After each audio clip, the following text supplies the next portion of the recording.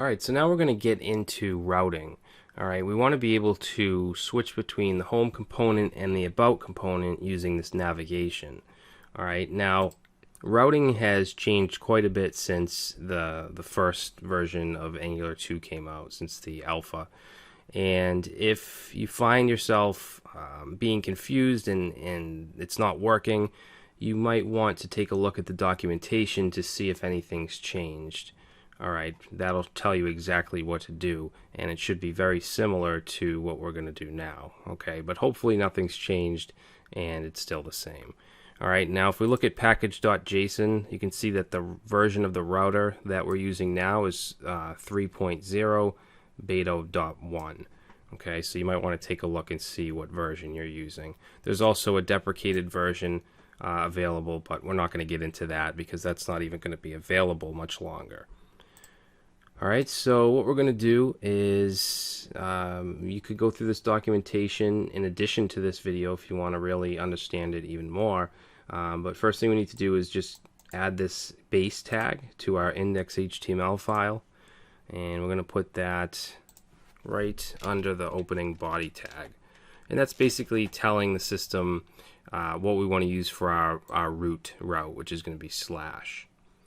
Alright, and then the next thing we want to do is inside the app folder, we're going to create a new file and save it as app.routes.ts. Alright, this is where all of our main routes will go. So we need to import a couple things.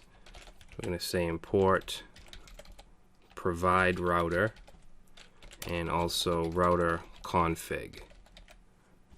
And those are going to come from Angular/router.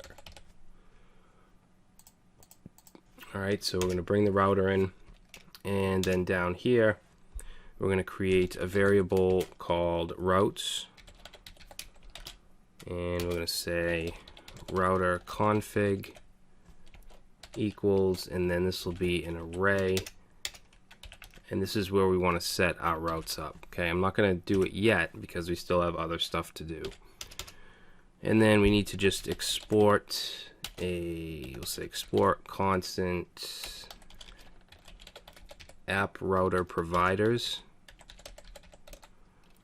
and we're going to set that to a set of brackets, and then in here we want to say provide router and just surround routes. Okay, so that's all we have to do aside from setting our actual routes up here. And then any component that we're going to route to, we need to also import. Alright, but let's just save that for now. Now we need to take this app router providers and we're going to go to main.ts and we're going to import that. So say import app router providers, and that's going to be from that app.routes file. Actually, let's do /app.routes, and then we need to include that down here in our bootstrap function. We're going to put in a second parameter and just pass in that app router providers.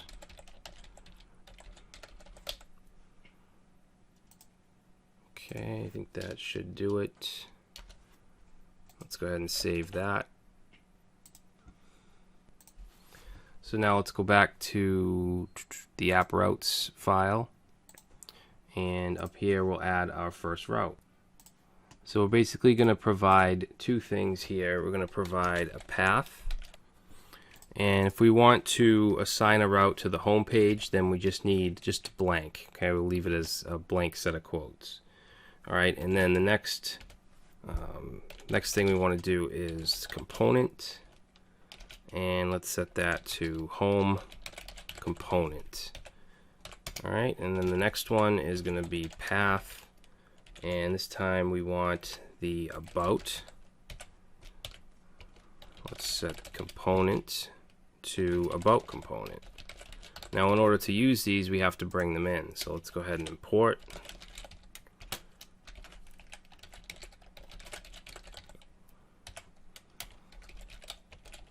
So that'll be from dot slash components slash pages slash home dot component.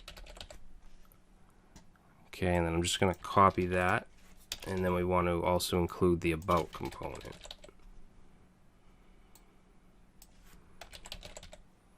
Alright, then what we want to do is go to our app.component.ts file, and we have to import the router directives here.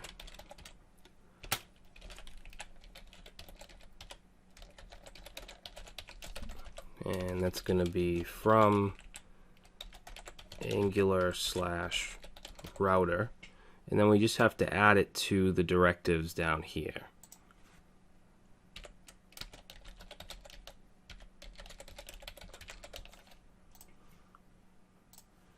Okay, then we'll go ahead and save that.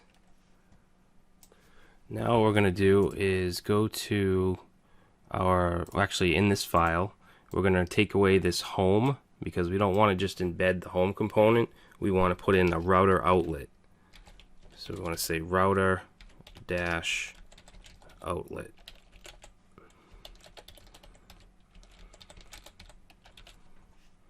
Okay, save that.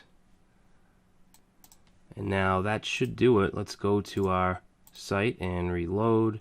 Okay, no errors. You can see it's displaying the home page. Now, if I click about, that's not going to do anything because we haven't added the actual link to the nav bar. So let's do that. Now, in order to use routes in the nav bar, we have to import the router. So let's go to navbar component ts, and what we need is the router directives.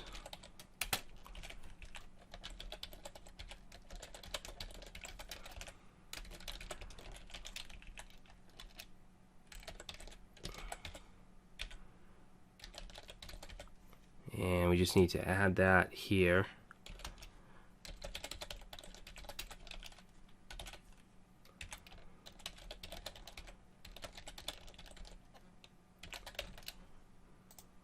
Alright, we'll save that, and then let's go to the HTML for the nav bar. And what we're going to do is we're going to get rid of the href, and we're going to put in router link. And let's set that to slash, and then we're also going to have a router link active attribute, and let's set that to active. Okay, then we want the same attributes for about, so I'm just going to copy that, and this time we're going to go to slash about. We'll save that, and now you can see we can switch through the home and the about component. Now notice we're getting these messages. These aren't their warnings. It still works fine, but it's telling us that the home component and the about component are not found in the precompile array. To ensure all components referred to by router config are compiled, you must add about component to the precompile array of your application. This will be required in future releases. Okay, so it's not required now, but it's good to get in the hang of it because it will be required. So all we have to do for this is really easy.